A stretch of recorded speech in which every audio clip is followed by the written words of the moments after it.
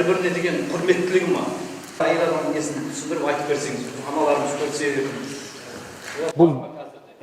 Бұл жалпы әйел адамның даналығы деген нәрсе бар. Кей кездерде біз мүлдем мән бермеуіңіз мүмкін, бірақ сіз ойламаған нәрсені шешіп беруі мүмкін, басыңыз жетпей тұрған нәрсені.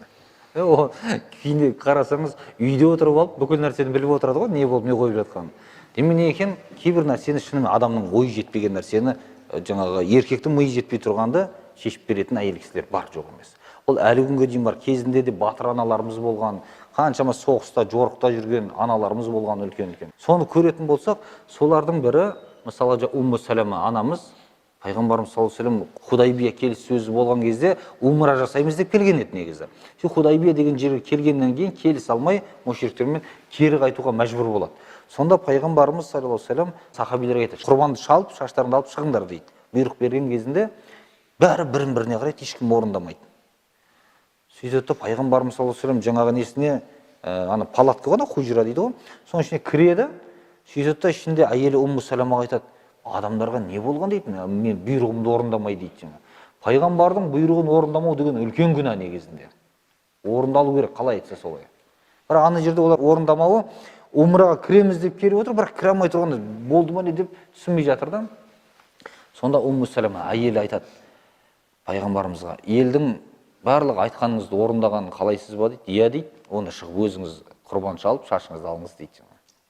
Шығады да, өзі құрбанын шалып, ана шаш алдыратын адамды шақырады, кел дейді, шашымды ал дейді. Шашын алдырып жатқан кезде елдер қарап тұрғанның барлығы оны еріп ары қарай орындай бастайды. Орындап кеткен де жаңа. Сонда көреміз, әйел адамның күйеуіне жәрдемші болуы деген нәрсе, бұл үнемі еркектің жетістікке жетуіне себепші болады. Әйелі қисық адамдар, кері тартпалар, онда еркек ешқашан дамымайды. Соның үшін әйел адам өте маңызды. Еркектің жанында жәрдемші болып жүруі.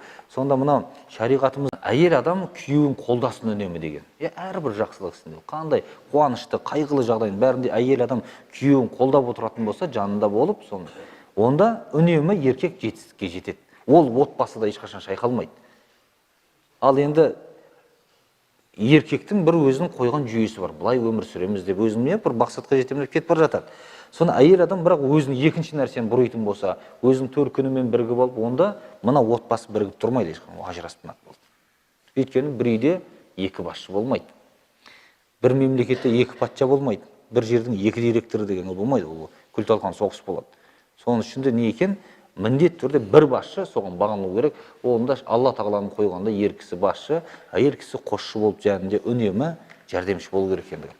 Мына көреміз, ғалымдарымыздың айтуы бойынша әрбір жетістікке жеткен еркектің артында бір әйел адам тұрады деген міндет түрде. Ол не анасы болуы мүмкін, не әйелі, не қарындасы, не қызы біреу тұрады деген әдейі. Үнемі жәрдемші болды.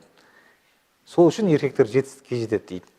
Өткенде бір не бар еді, түріктердің тәпсірші ғалымдарының бірі.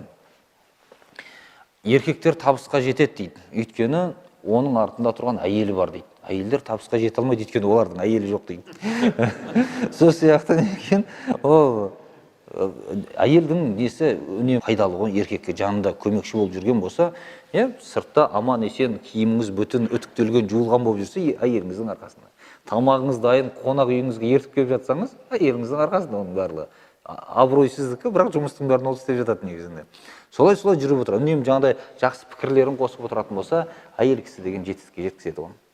Соның үшін Пайғамбарымыз саллаллаху алейхи ва саллям хадисінде бұл дүние өткінші пайда. Бұл дүние өткінші бір пайда, ал ең пайдалысы салихалы әйел деп айтқан. Салихалы әйел деген Аллаға құлшылығын жасайтын, күйеуіне бағынып, күйеуінің жанында үнемі жәрдемші болып жүрген әйел кісі. Ол ең дүниенің ең үлкен пайдасы осы деген. Бұдан асқан пайда болмайтындығы. Алла разы болсын.